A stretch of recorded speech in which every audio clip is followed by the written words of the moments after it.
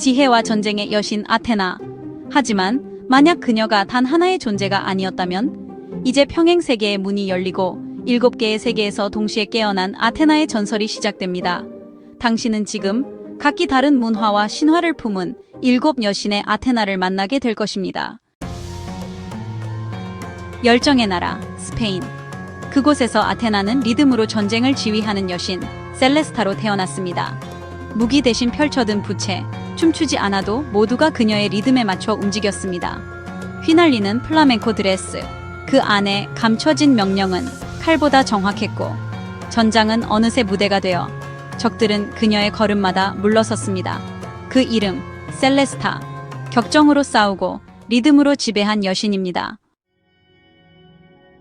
평화의 땅, 조선. 그곳의 아테나는 지혜로 나라를 지킨 여신, 해윤입니다. 그녀는 칼보다 말을 앞세우고 창보다 책 한 장으로 피를 멈췄습니다. 고요한 눈빛 하나로 전장을 설득했습니다. 창을 든 손보다 펼쳐진 책 한 장이 더 많은 피를 막았습니다. 혼란의 밤에도 그녀의 시선은 백성의 내일을 향해 있었습니다.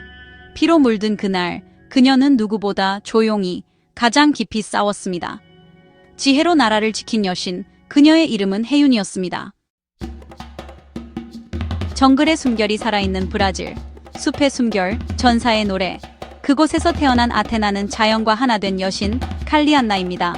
그녀의 눈빛은 정글처럼 깊었고 침묵은 천둥보다 무거웠습니다. 깃털과 뼈로 만든 갑옷, 위에 지혜가 무기를 대신했습니다. 그녀는 숲과 대화했고 싸움 없이 적을 꺾었습니다. 칼보다 날카로운 시선을 가진 여신, 적은 그녀를 본 순간 이미 졌습니다. 칼리안나. 그녀는 전사가 아니라 숲 그 자체였습니다. 이성과 혁명의 나라, 프랑스. 그곳에서 아테나는 선언과 논리로 싸우는 귀부인, 미네르바로 깨어났습니다. 그녀는 눈썹 하나 까딱하지 않고 군대를 움직였습니다. 그녀의 펜촉 끝에서 무너진 왕국이 다시 태어났습니다. 그녀는 전투보다 선언을, 무력보다 담론을 선택했습니다. 비단 드레스를 입은 채 전장을 건넌 유일한 여신. 그녀는 지식과 품격으로 세계를 설득했습니다. 전통과 축제가 살아 숨쉬는 땅, 멕시코. 그곳의 아테나는 생명과 죽음을 동시에 품은 여신, 자칼리입니다. 미소는 평화로웠지만 그 누구도 그 속을 읽지 못했습니다. 그녀의 손짓 하나의 전장은 꽃처럼 열렸습니다. 그녀는 생명과 죽음 사이에 서 있었고 그 어느 쪽도 두려워하지 않았습니다. 그녀는 칼을 들지 않았습니다. 심판은 이미 시작된 무언이었습니다. 그 이름, 자칼리. 죽음을 껴안고 삶을 춤추게 한 여신입니다.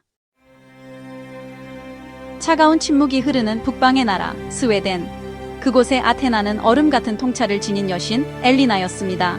그녀의 눈은 겨울처럼 맑았고 그 속엔 바람보다 날카로운 통찰이 있었습니다. 검보다 먼저 나오는 것은 그녀의 설계였고 그 위엔 결코 흐트러짐이 없었습니다. 그녀는 눈보라 속에서도 중심을 잃지 않았고 조용히 전장을 읽었습니다. 설이 낀 전장 위를 걷는 단 한 명의 여신. 그 발자국마다 질서가 깃들었습니다. 그 이름은 엘리나. 그녀는 싸우지 않았고 그 대신 모두가 그녀를 따랐습니다. 우리의 마지막 목적지는 고대 전통과 현대 기술이 완벽하게 조화를 이루는 일본입니다. 그곳의 아테나는 벚꽃 아래 깨어난 침묵의 여신, 카나메였습니다. 그녀는 말하지 않았습니다. 하지만 침묵이 전장 전체를 제압했습니다. 그녀의 검은 날카롭지 않았습니다. 그러나 단 한 번의 결단으로 길을 냈습니다. 그녀는 예를 지키면서도 어느 누구보다 정확히 중심을 꿰뚫었습니다. 꽃이 피 불타는 그 전장에서 그녀는 검 한 자루로 신화를 썼습니다. 그 이름은 카나메. 조용히, 그러나 가장 깊이 남는 여신입니다. 우리는 7개의 세계, 7명의 아테나를 만났습니다. 모두 다르게 태어났지만 그들의 중심에는 지혜라는 공통의 실이 흐르고 있었습니다. 그리고 세계와의 깊은 연관이라는 공통된 실이 그들을 하나로 묶었습니다. 7개의 세계, 하나의 아테나. 당신의 세계에서는 아테나는 어떤 모습인가요? 더 많은 그리스 로마 신화, 그리고 평행 세계 이야기. 구독과 알림, 좋아요.